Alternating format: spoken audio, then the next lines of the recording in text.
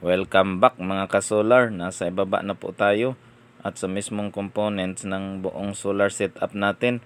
Ikakabit na natin ang LVD module mga boss at silipin ko muna sa ating SCC or solar charge controller kung tumatanggap na ba ng charging galing solar panel itong battery bank natin. Halata naman na may lagpas 5 amperes nga, kaya tumaas ng 14.4 volts yung battery voltage natin. Ikakabit ko muna itong easy line ng SNAT inverter na dinadaanan at kinokontrol ng ating LVD dito sa breaker na to galing DU. Kukuha ng supply sa inverter kapag naabot ang low voltage disconnect mga boss.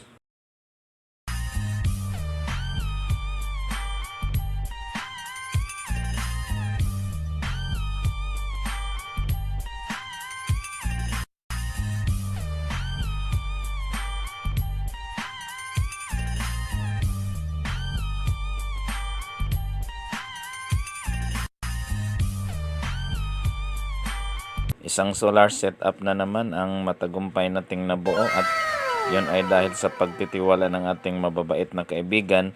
Walang iba kundi si Alan aka Uncle Monares. Salamat sa pagtitiwala boss. More blessings sa iyo Uncle. Ito po yung LVD natin mga boss. Siniset natin ang low voltage disconnect sa 12.3 volts at ang reconnect voltage natin yung mag-trigger na si relay at iilaw din yung LED ay 14.1 volts kasi i-add lang natin sa 12.3 volt na low voltage disconnect ang 1.8 volts. Yun na yung reconnect voltage natin. Pag naabot niya na yung reconnect voltage settings natin, matik na magsusolar mode na yung si SNAT inverter natin mga boss.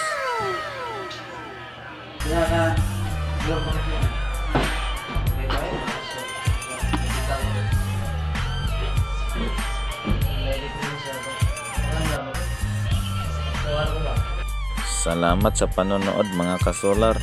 Huwag kalimutan mag-comment, like and share for more videos. God bless po sa lahat.